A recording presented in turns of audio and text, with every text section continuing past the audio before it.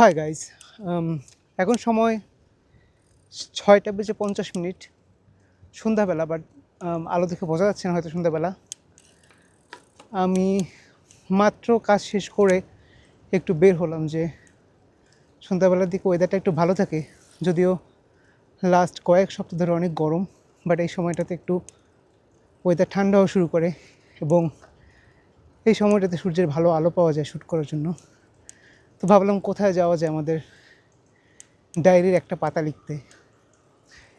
সেই সুবাদে বাসা থেকে প্রায় 2.5 কিলোমিটার দূরে আমরা চলে আসছি রাইক্সপার্টাই টাক্সগিল্যান্ডেতে। রাইক্সপার্টাই টাক্সগিল্যান্ডে এটাকে লিটারেলি ইংলিশ ট্রান্সলেট করলে হয় নাজি পার্টি রিয়েলি গ্রাউন্ড। এটা একটা নাজি পার্টির বড় প্রজেক্ট ছিল। আমরা অলরেডি সেই টাক্সগিল্যান্ডের একটা পোর্শনে রাইড করতেছি। এই যে আমি যে রাস্তাটায় রাইড করতেছি তার পাশে যে রাস্তাটা, এটা হওয়ার কথা ছিল 2 কিলোমিটার লম্বা একটা রাস্তা হওয়ার কথা ছিল। এটাকে বলে দ্য গ্রেট রোড। এটা মিলিটারিদের মার্চের জন্য বানানোর কথা ছিল, বাট কখনো শেষ করতে পারে না। 1.5 বছর পরে এই প্রজেক্ট 1.5 কিলোমিটার পরে এই প্রজেক্ট বন্ধ করে দিতে হয়েছে। তো এই জায়গার মোটামুটি কনটেক্সট হচ্ছে, যখন 1933 সালের ফেব্রুয়ারি মাসে কোনো একটা সময় নাজি পার্টি ক্ষমতায় আসে, হিটলার পুরো জার্মানির চ্যান্সেলর হয়। এরপরে তারা একটা জায়গা খুঁজতেছিল যেখানে হচ্ছে গিয়ে তারা তাদের অ্যানুয়াল রেলি অর্গানাইজ করতে পারে, বছরের যে মিট আপটা। তো তাদের এমন একটা জায়গা লাগতো যেটা হচ্ছে গিয়ে মোটামুটি কানেকশন ভালো আর মোটামুটি দেশের সেন্টারে। তো তখন দেখলো যে নুরেনবার্গের সাউথ ইস্টে একটা জায়গা আছে যেটা অনেকটা খালি, কোনো কিছু নাই। তখন ওই সময় এপাশে কিছুই ছিল না। এবং নুরেনবার্গ ছিল হচ্ছে যেটা হিটলারদের ওই সময় প্রোপাগান্ডায় বলা হতো যে নুরেনবার্গ হচ্ছে হোলি রোমান এম্পায়াররা যেখানে শুরু করছে ওরা ওখান থেকে শুরু করতেছে। তো ওই হিসাবে এই প্রজেক্ট ওরা শুরু করে। তো এখানে কয়েকটা পোর্শন আছে। এই যে একটা হচ্ছে দ্য গ্রেট রোড, ওই সোজা যেখানে আমরা যাচ্ছি।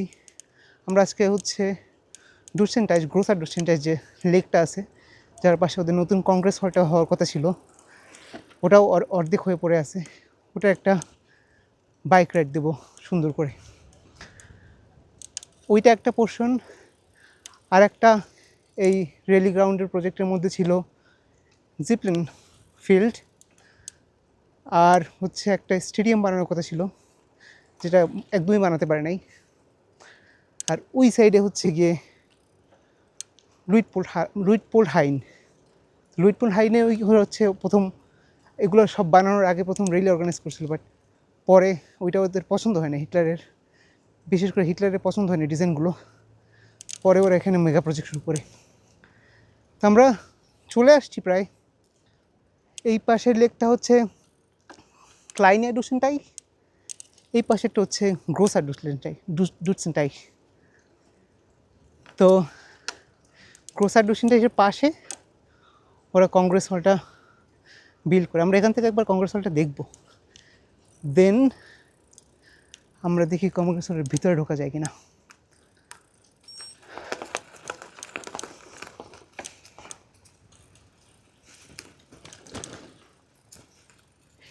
এটা এখন একটা মোটামুটি ওপেন পার্ক, সবাই ফ্রি টাইম এখানে ঘুরতে আসে। জায়গাটা অনেক সুন্দর। তো এই লেকটার ওই যে হলটা দেখা যাচ্ছে, ওইটা হওয়ার কথা ছিল কংগ্রেস হল। ওইটাও অর্ধেক মোটামুটি বানানো হয়েছে। আগে আমরা ওইটার ভিতরে যাব, তারপরে দেখব যে কতদূর ওরা বানাইতে পারছিল এবং এখনকার প্ল্যান কি।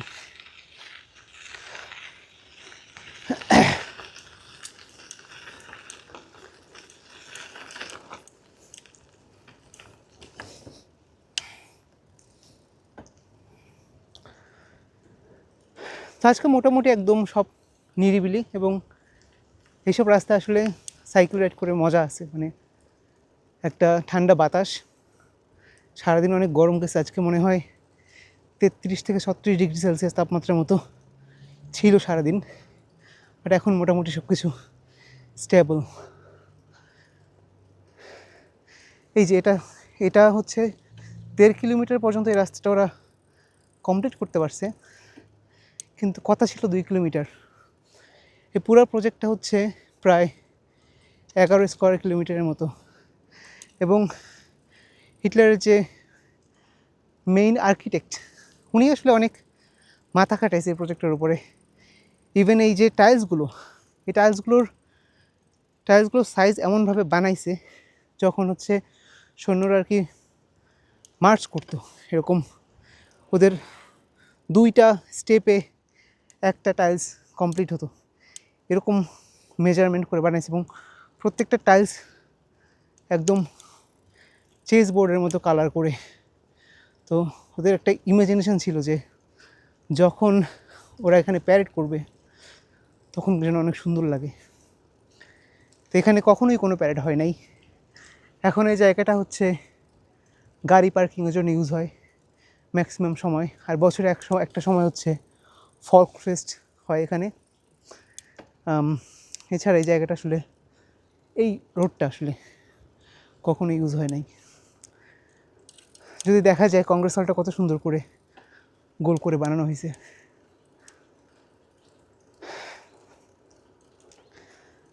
তো এটা আগে হচ্ছে টাকা দিয়ে ঢুকতে হইতো, এখন পাবলিকলি ওপেন করে দিছে।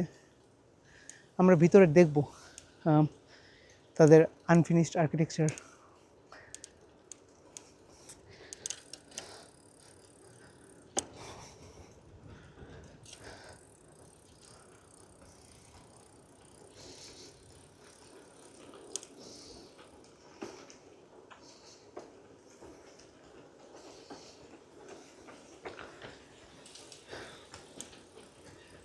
তো বিকালবেলা হলে এরকম নিরিবিলি জায়গায় সবসময় জার্মানরা দৌড়ায় অথবা সাইক্লিং করে।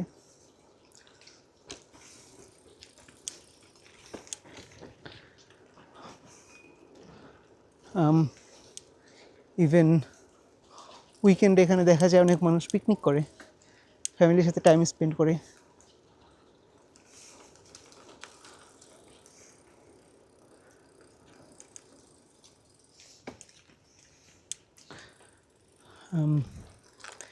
এখান থেকে লেকটা বেসিক্যালি সুন্দর করে দেখা যায়।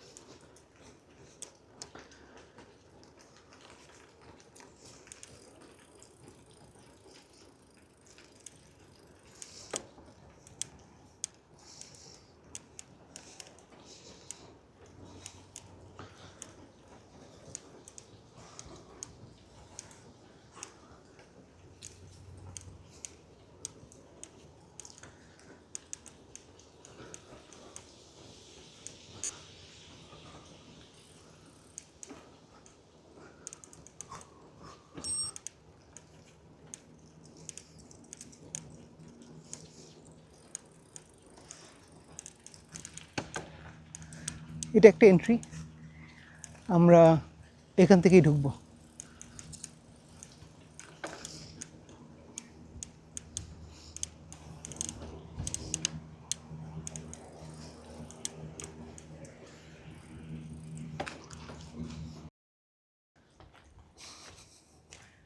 এটা হচ্ছে কংগ্রেস হলের আনফিনিশড ওয়ার্ক, বাট এটার একটা ছাদ হওয়ার কথা ছিল সুন্দর করে, এবং ঠিক এই জায়গাটা একটা কাচের জানালার কথা ছিল ছাদে। তো দুপুরবেলা ঠিক এই সময় বা এটার একটু আগে সূর্যটা যখন এই দিকটাতে থাকবে তখন প্ল্যান অনুসারে ওই জানালা থেকে একটা আলো স্টেজে পড়বে এবং এই হলটাতে প্রায় 60,000 থেকে 70,000 মনে হয়, আমার যতটুকু মনে আছে, এরকম মানুষ ধারণ ক্ষমতা থাকার কথা ছিল। এবং চিন্তা করেন যখন হচ্ছে গিয়ে 60,000 থেকে 70,000 মানুষ একই ড্রেস পরে একই গান গাবে এবং তখন হচ্ছে হিটলার এখানে দাঁড়ায়, ওই সূর্যের আলোটা যখন ওর গায়ের উপরে পড়বে এবং তাকে সবার মধ্যে থেকে আলাদা করে দেখা যাবে এবং সে তার ভাষণগুলো এখান থেকে দিবে, তখন ওই সিনারিটা ইমাজিন করেন যে কেমন লাগবে। যে একটা, এবং এই আলোটাকে একটা ডিভাইন আলো হিসেবে দেখানোর কথা ছিল। যে আমরা যদি গ্রিক মাইথোলজি পড়ি বা খ্রিস্টানদের জিসাসের কথা চিন্তা করি, ওদের পিছন থেকে যে একটা সোনালি কালারের আলো যেটা ডিভাইন নেচার ফোকাস করে, ওরকম দেখানোর কথা ছিল। বাট এই হলটা কখনো হয় নাই আর কি, এটা যুদ্ধের মাঝখানে শেষ হয়ে গেছে। কিন্তু এখন ওরা প্ল্যান করতেছে যে এই জায়গাটা হয়তো, এটা হচ্ছে ওদের, হ্যাঁ, এই জায়গাটাতে ওরা হচ্ছে থিয়েটার বানাবে। বর্তমানে এটাকে হচ্ছে গিয়ে ডকুমেন্ট সেন্টার হিসেবে ইউজ করেছে। এই কংগ্রেস হলের বর্তমান নাম হচ্ছে ডকু সেন্ট্রুম। ওরা ওয়ার্ল্ড ওয়ারের সময় এই এরিয়াতে, বা বিশেষ করে এই এরিয়াতে কী কী হয়েছে ওই হিস্ট্রিগুলো ডকুমেন্টে করে এটা একটা মিউজিয়ামের মতো। ওপাশে এন্ট্রি আছে, ওই যে ওপাশ থেকে ঢুকতে হয়, তো ওখানে অনেক ছবি দিয়ে ডকুমেন্ট দিয়ে ওরা হিস্ট্রিটাকে দেখাইছে যেখানে কী কী হয়েছিল। বাট আমরা আর ভিতরে যাব না আজকে। ওভারঅল ওটার ভিতরে অনেক অনেক ছবি আছে যেগুলো আসলে কভার করা যাবে না ভিডিওতে, অনেক লম্বা হয়ে যায় ভিডিও। হাই গাইস, আমাদের ভিডিও লেন্থটা একটু বড় হয়ে যাচ্ছে, যার কারণে এটা আমরা এখানে শেষ করে দেব এবং ডুরসেন্টাসের চারপাশের বাইকে করে রাউন্ড ট্যুরটা পরে একটা ভিডিওতে আপলোড করা হবে। এতক্ষণ সাথে থাকার জন্য ধন্যবাদ।